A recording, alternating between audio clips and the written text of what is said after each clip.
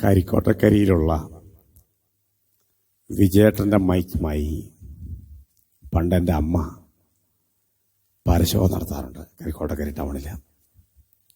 അവിടെ ഒരു മത്തം കുഞ്ഞേട്ടൻ്റെ കടയുണ്ട്. ആ കടയുടെ ഇപ്പുറത്ത് പണി തീരാത്തൊരു ബിൽഡിങ് ഭിത്തി കെട്ടിയിട്ടുണ്ട്. മുകളിൽ കോൺക്രീറ്റ് ഇട്ടിട്ടില്ല. അവിടെ നിന്ന് അമ്മ പ്രസംഗിക്കുന്നത്. ഞാനടുത്തുണ്ടാവും. അമ്മ മിക്കവാറും വെള്ളിയാഴ്ചകളിലും വ്യാഴാഴ്ചകളിലൊക്കെ അമ്മയുടെ പ്രസംഗമുണ്ട് അവിടെ. വൈകുന്നേരം സന്ധ്യയാകുമ്പോഴത്തേക്ക് ഞങ്ങളുടെ അവിടുത്തെ ആ ഒരു ടൗണിൽ, ആ പഴയ ടൗണിൽ, ഇപ്പം കുറേ ഡെവലപ്മെൻ്റായി, പഴയ ടൗണിൽ ഒരു കൺവെൻഷനുള്ള ആളുണ്ടാവും. വൈകുന്നേരം പണിയൊക്കെ കഴിഞ്ഞ് 5 മണിയാകുമ്പോഴത്തേക്ക് ആളുകളെല്ലാം ടൗണിലിറങ്ങും. അമ്മ അവിടെ നിന്നാണ് പ്രസംഗിക്കുന്നത്. ഞാൻ അമ്മയുടെ അടുത്ത് തമ്പേറടിച്ച് അടുത്തുണ്ടാവും, തമ്പേറടിക്കാൻ. അമ്മ പാട്ട് പാടിയിട്ട് അമ്മ തന്നെ പ്രസംഗിക്കുന്നു. 2 മണിക്കൂർ നീണ്ടു നിൽക്കുന്ന പ്രോഗ്രാമാണ്. 2 കോളാമ്പിയാണ് വെച്ചിരിക്കുന്നത്. ആ കോളാമ്പിയിലൂടെയാണ് അമ്മയുടെ പ്രസംഗവും പാട്ടും. ആ പാട്ടും പ്രസംഗം കഴിഞ്ഞു കഴിഞ്ഞാൽ പിന്നെ ഈ സാധനം എല്ലാം അഴിച്ചു വെച്ച് വിജയേട്ടൻ വന്ന് മൈക്കൊണ്ട് പോകും. ഞങ്ങൾ തമ്പേറുമായിട്ട് നടന്നു വരുന്ന വഴിക്ക് ആളുകൾ കളിയാക്കാറുണ്ട്. ഒത്തിരി ആളുകൾ കളിയാക്കും. പ്രത്യേകിച്ച് പല വിഭാഗത്തിൽപ്പെട്ട ആളുകളല്ലേ, അവർക്കതൊരു കൗതുക കാഴ്ചയാണ്. എന്നാലും കളിയാക്കുമെങ്കിലും അവർക്കെല്ലാം സഹോദരി, എൻ്റെ അമ്മേനെ വിളിക്കുന്നത് സഹോദരി എന്നല്ലാരും സഹോദരി എന്ന് കളിയാക്കി വിളിക്കുന്നത് വേണ്ട. അവർക്കെല്ലാം എൻ്റെ അമ്മയുടെ വലിയൊരു ബഹുമാനവും സ്നേഹവും ഉണ്ട്. സ്തോത്രം. എവിടെയും ചെന്ന് സുവിശേഷം പറയാൻ ധൈര്യമുള്ള ഒരു മാതാവായിരുന്നു എൻ്റെ മാതാവ്. ആ സമയത്ത് ഈ കളിയാക്കൽ കേൾക്കുമ്പോൾ സത്യം പറഞ്ഞ് എനിക്ക് ചമ്മലായിരുന്നു. ഉള്ള കാര്യം പറയാമല്ലോ. ഞാൻ ചെറിയ പ്രായമല്ലോ, കൊച്ചു പ്രായമുള്ളൂ എനിക്ക്. സ്തോത്രം. പക്ഷെ ആളുകൾ അമ്മ നടന്നു പോകുമ്പോൾ വീട്ടിൽ കയറി പ്രാർത്ഥിക്കാൻ പറയും. പല വിഭാഗത്തിൽപ്പെട്ട ആളുകൾ. ആ കൂട്ടത്തിൽ ഞാനും കയറും അമ്മയുടെ കൂടെ. അമ്മയോട് ആത്മാവിൽ നിറഞ്ഞ് പ്രാർത്ഥിക്കും. അവർക്കത് വളരെ സമാധാനം, സന്തോഷം. ഒത്തിരി ആളുകൾക്ക് വേണ്ടി അമ്മ പ്രാർത്ഥിക്കാറുണ്ട്.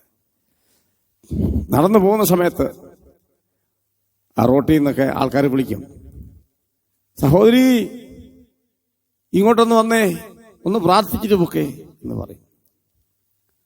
അമ്മയോടെ കയറി പ്രാർത്ഥിക്കും. വഴിയെ പോകുമ്പോഴെല്ലാം ഈ സഹോദരി എന്നുള്ള വിളിയാ. എന്തായാലും ഞാൻ ഈ കൂട്ടത്തിൽ നടക്കുന്നുണ്ട്. എന്നെ ഉപദേശി എന്നാണ് വിളിക്കാൻ തുടങ്ങിയ ആളുകൾ. ഉപദേശി എന്ന് വിളിക്കും. ഞങ്ങളുടെ റേഷൻ കടക്കാരൻ വരെ എന്നെ വിളിക്കുന്നു ഉപദേശി എന്നാണ്. സ്തോത്രം. എൻ്റെ പ്രിയരെ, നമ്മൾ എതിലെ പോയാലും നമ്മുടെ ഐഡന്റിറ്റി നമുക്കറിയത്തില്ലെങ്കിലും മറ്റുള്ളവർക്കറിയാം.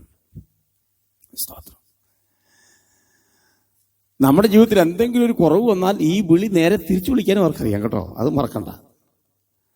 പക്ഷെ നമ്മളെ അവർ ബഹുമാനത്തോടെ വിളിക്കുന്നവരുണ്ടാകാം, കളിയാക്കി വിളിക്കുന്നവരുണ്ടാകാം. ഞാൻ പള്ളിക്കൂടത്തിൽ പഠിക്കുന്ന സമയത്ത് എന്നെ ഹല്ലേലൂയ സ്തോത്രം എന്നല്ല വിളിച്ചുകൊണ്ടിരുന്ന ക്ലാസ്സിൽ. സ്തോത്രം. എൻ്റെ പ്രിയരെ, നമ്മൾ എതിലേ പോയാലും നമ്മളെ വാച്ച് ചെയ്തുകൊണ്ടിരിക്കുക. നിങ്ങൾ എത്ര ആൾക്കൂട്ടത്തിനടക്കി നിന്നാലും അവർക്ക് നിങ്ങളെ കണ്ടുപിടിക്കാൻ പറ്റും അല്ലേ? നമ്മുടെ മുഖത്തുള്ള ആ ഒരു വ്യത്യാസം. എന്തിനടിക്കുക, നിങ്ങളൊരു കല്യാണത്തിനുമൊക്കെ ആ കല്യാണത്തിന് ചെല്ലുമ്പോൾ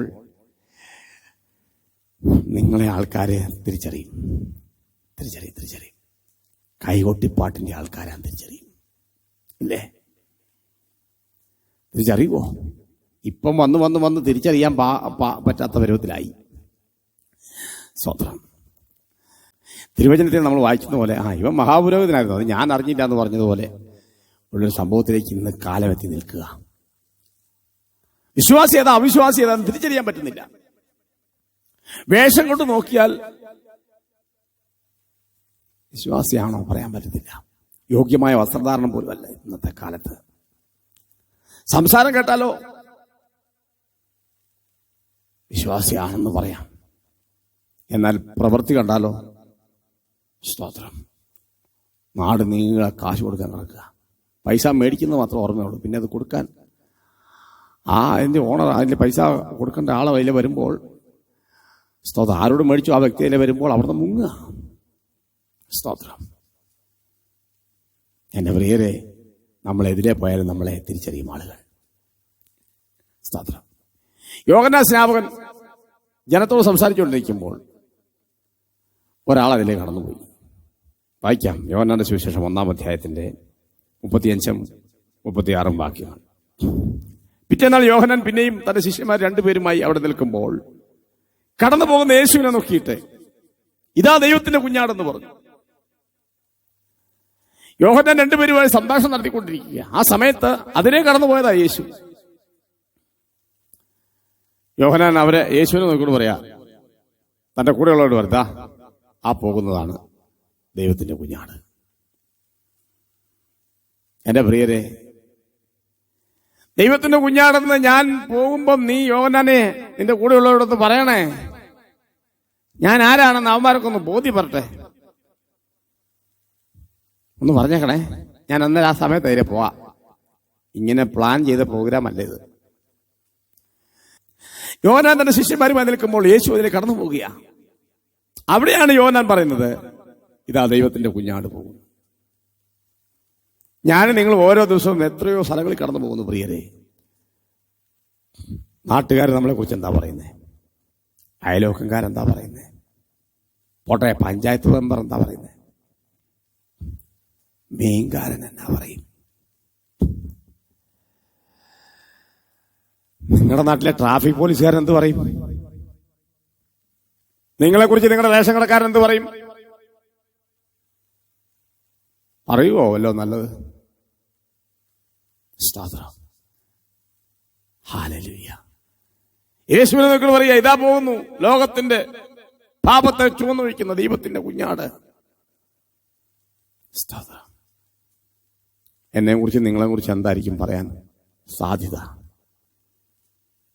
ഇതാ കഴിഞ്ഞ ആഴ്ച സാധനം മേടിച്ചിട്ട് കാശ് തരാതെ പോകുന്നവൻ, ഇതാ ഞങ്ങളുടെ അതിരുമാന്തിയവൻ, ഇതാ പോകുന്നു ഞങ്ങളോട് ചതി ചെയ്തവൻ, ഇതാ പോകുന്നു ഞങ്ങളോട് അന്യായം ചെയ്തവൻ, ഇതാ പോകുന്നു ഞങ്ങളെ തെറി പറഞ്ഞവൻ. ഇതൊക്കെയാണോ നമ്മളെ കുറിച്ച് പറയാൻ സാധ്യത? എന്ത് നിങ്ങളെ കുറിച്ച് പറയും? എന്നെ കുറിച്ച് എന്ത് പറയും? എന്നെ കുറിച്ച് എന്തെങ്കിലും പറയണമേ എന്ന് വിചാരിച്ച് നടക്കുകയല്ല ചെയ്യേണ്ടത്.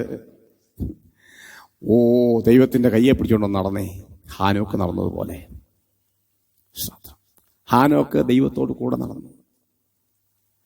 പിന്നെ കുറച്ച് കഴിഞ്ഞപ്പം ദൈവം ഹാനോക്കിന്റെ കൂടെ നടന്നു. സ്തോത്രം. എന്റെ പ്രിയരെ, ഈ രാവിലെ സമയം എന്നെ നിങ്ങളെ നോക്കി നാട്ടുകാരെന്നാ പറയുന്നത്? നാട്ടുകാർ പറയണമെങ്കിലേ നന്നായിട്ട് ജീവിക്കണം, നന്നായിട്ട് ബിഹേവ് ചെയ്യണം, കർത്താവിന്റെ കയ്യെ പിടിച്ചുകൊണ്ട് നടക്കണം. പറ്റുമോ? കർത്താവിന്റെ കയ്യെ പിടിച്ചുകൊണ്ട് നടക്കാൻ പറ്റുമോ? അതോ 2 രൂപ തിരിച്ചു തന്നില്ലെന്ന് പറഞ്ഞ ആ ഓട്ടോക്കാരന്റെ കോളർ പിടിച്ച ആളാണോ താങ്കൾ? ഒരു മത്തി പൊട്ടിപ്പോയി. അതിനാ മത്തിക്കാരനോട്, ആ മീൻകാരനോട്, കഴിഞ്ഞ ദിവസം നീ തന്ന മീൻ മുഴുവൻ പൊട്ടിയതായിരുന്നു എന്നാണോ പറഞ്ഞത്? ദൈവം കണ്ടോണ്ടിരിക്കുക കേട്ടോ. സ്തോത്രം. ആ മീൻകാരൻ, അവൻ ഡെയിലി വേജസിൽ ജോലി ചെയ്യുന്നവനാ. അവൻ ആ മീൻ കോൺട്രാക്ടറിന്റെ അടുത്ത് മേടിച്ചിട്ട് ചുറ്റിക എടുത്ത് കല്ലെ വെച്ച് ചതച്ചിട്ടല്ല നിനക്ക് കൂടെ തന്നത്. എങ്ങനെ ആ മനുഷ്യന് കിട്ടിയോ അതുപോലെ നിനക്ക് കൂടെ തരിക. സ്തോത്രം. Praise the Lord. അവനോട് നിന്റെ ശഹാരം ഒന്ന് അവസാനിപ്പിച്ചിട്ട് അവൻ കൊണ്ടുവന്ന മീനെ കുറിച്ച് അവനും കൂടെ താങ്ക്സ് പറയണം. നീ ഇവിടെ എത്തിച്ചു തരാൻ നീയും കൂടെ മെനക്കെട്ടല്ലോ. Praise the Lord. എന്റെ പ്രിയരെ, നമ്മെക്കുറിച്ച് എന്ത് പറയും? ഈ രാവിലെ ചിന്തിക്കാം, പ്രാർത്ഥിക്കാം. നല്ല ദൈവമേ, സ്വർഗ്ഗസ്ഥ പിതാവേ, അവിടുത്തെ പുത്രൻ രക്ഷിതാവായ യേശു ക്രിസ്തുവിന്റെ നാമത്തിൽ ഒരുമിച്ച് ഞങ്ങൾ തിരുസന്നിധിയിലേക്ക് അടുത്ത് വരികയാണ്. കർത്താവേ, യോഹന്നാൻ തന്റെ ശിഷ്യന്മാരോട് യേശുവിനെ നോക്കിക്കൊണ്ട് പറയുന്ന ആ കാര്യം ഞങ്ങൾ ഓർക്കുന്ന കർത്താവേ, ഈ അന്ത്യകാലഘട്ടത്തിൽ, ഞങ്ങളുടെ വരവേറ്റ ആസന്നമായിരിക്കുന്ന ഈ കാലഘട്ടത്തിൽ ഞങ്ങളുടെ ജീവിതം കൊണ്ട് തന്നെ, ഞങ്ങളുടെ ഇടപെടൽ കൊണ്ട് തന്നെ, ഞങ്ങളുടെ ചിന്തകൾ കൊണ്ട് തന്നെ, ഞങ്ങളുടെ സംസാരങ്ങൾ കൊണ്ട് തന്നെ, ഞങ്ങളുടെ പ്രവർത്തികൾ കൊണ്ട് തന്നെ കർത്താവേ, ഞങ്ങളാരാണെന്ന് പബ്ലിക്കിന് ബോധ്യം വരാൻ ഒരശ്രാന്ത പരിശ്രമം നടത്താൻ ഈ പ്രിയപ്പെട്ടവരെ കർത്താവ് സഹായിക്കണമെന്ന് പ്രാർത്ഥിക്കുന്നു. ഞാൻ ഹൃദയം തുറന്നവർക്ക് വേണ്ടി അനുഗ്രഹിച്ച് പ്രാർത്ഥിക്കുക. അവരുടെ ആവശ്യം കൊണ്ട് സഹായിക്കണമേ. രോഗികളായിരിക്കുന്നവർ സൗഖ്യമാക്കണമേ. കർത്താവിന്റെ കൃപ പകരണമെന്ന് പ്രാർത്ഥിക്കുന്നു. പ്രാർത്ഥന ഞാനും കേട്ടതാണ് യേശുക്രിസ്തുവിന്റെ വലിയ നാമത്തിൽ തന്നെ. ആമേൻ. പ്രിയരെ, സ്തോത്രം.